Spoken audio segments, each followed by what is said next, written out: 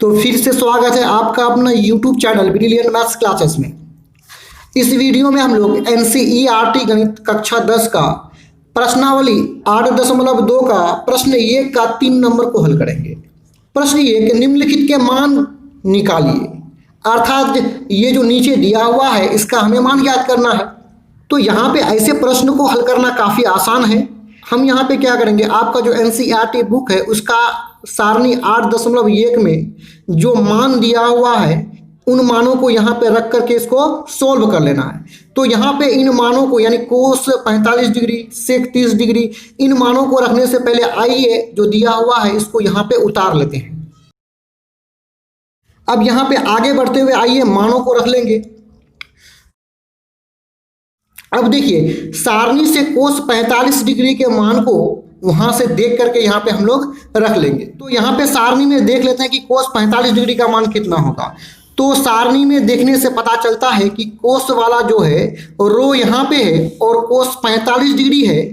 तो कोस के रो में इस प्रकार आगे बढ़ेंगे और 45 डिग्री के कॉलम में ऊपर से नीचे आएंगे, यानी कोस 45 डिग्री का मान यहाँ पे हमें मिल रहा है कितना, 1/√2। यानी कोस 45 का मान कितना है, 1/√2। उसी प्रकार सेक 30 डिग्री के मान को यहाँ पे देख करके हम लोग रख लेंगे। इसका मतलब सेक 30 डिग्री का मान 2 कितना है, √3। उसी प्रकार हम लोग सारणी में देख लेंगे कोसेक 30 डिग्री का मान कितना होता है। तो कोसेक 30 डिग्री का मान होता है 2। अब आइए इसको आगे बढ़ा लेते हैं। देखिए थोड़ा सा यहाँ सावधानी पूर्वक हल करना है हमें, क्योंकि ऊपर भी एक भिन्न है और नीचे भी क्या है, भिन्न है। तो ऊपर वाला जो भिन्न है उसको हम लोग हूबहू सेम टू सेम यहाँ पे लिख लेंगे। अब नीचे देखिए बीच में जोड़ है और इन दोनों को जोड़ना होगा। तो इसके लिए हम क्या करेंगे, ये 2 के नीचे जो √3 है, √3 का एलसीएम ज्ञात करेंगे।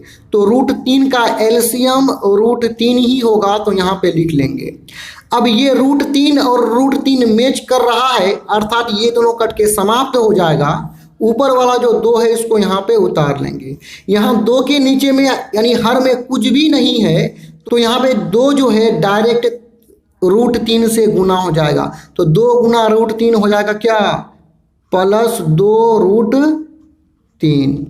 अब हम देख पा रहे हैं कि ऊपर में भी एक बट्टा है और नीचे में भी एक बट्टा है। तो इसको हल करने का तरीका ये है कि ऊपर वाला जो बट्टा है यानी भिन्न है उसको हम लोग हूबहू यहाँ पे उतार लेंगे, गुना का निशान लगाएंगे और इससे गुना कर देंगे।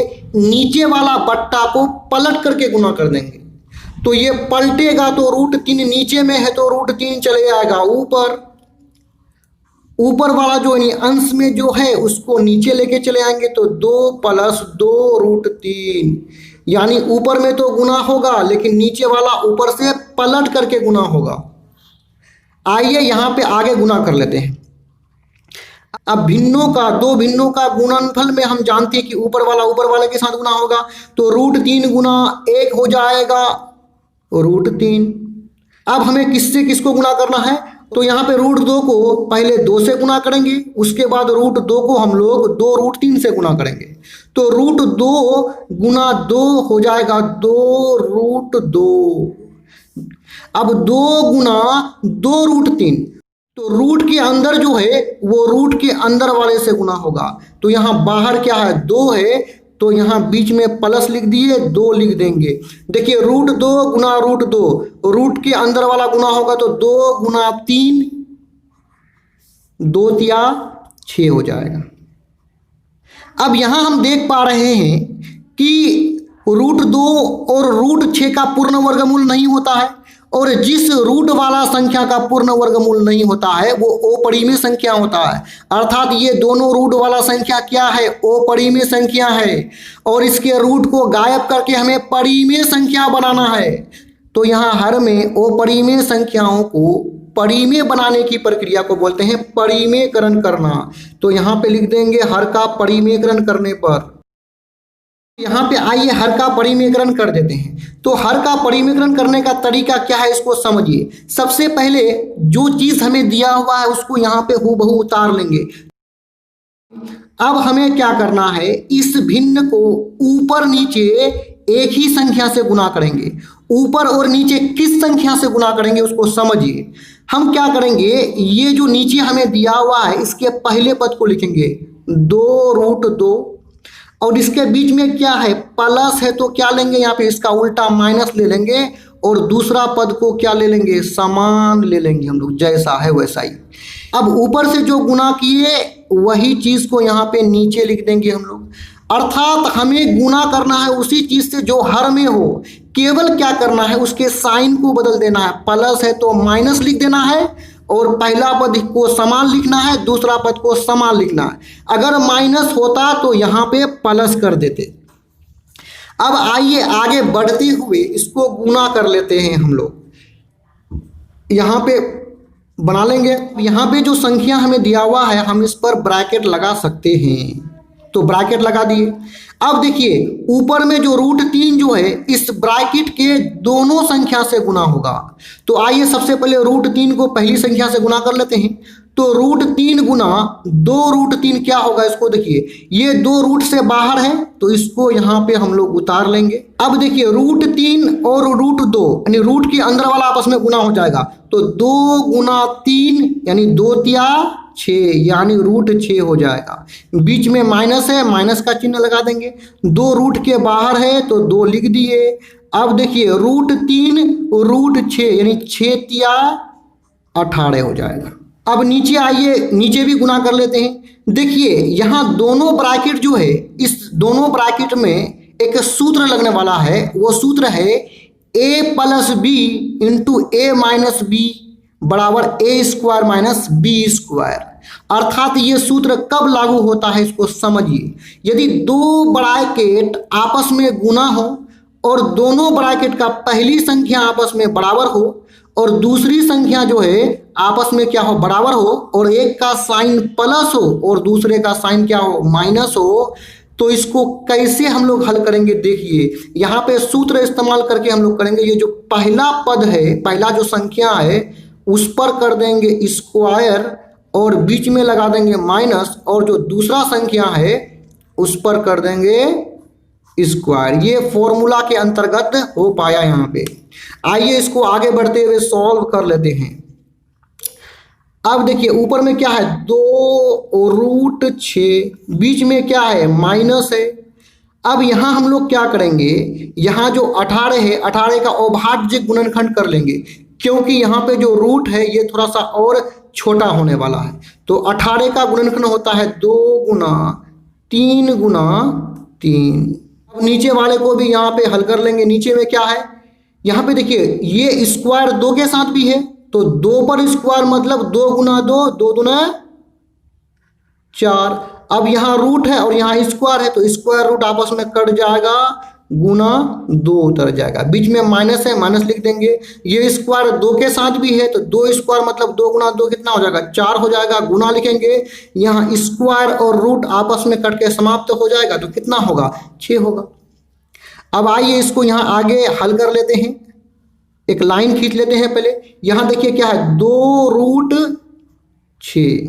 अब इस रूट में हम देख पा रहे हैं कि रूट के अंदर में 3 के बार है, 2 बार है, अर्थात इन दोनों का जोड़ा मिल रहा है। तो रूट के अंदर जोड़ा मिलेगा तो दोनों में से एक को बाहर निकाल देंगे, तो बीच में माइनस लिखेंगे, इस 2 को लिख देंगे।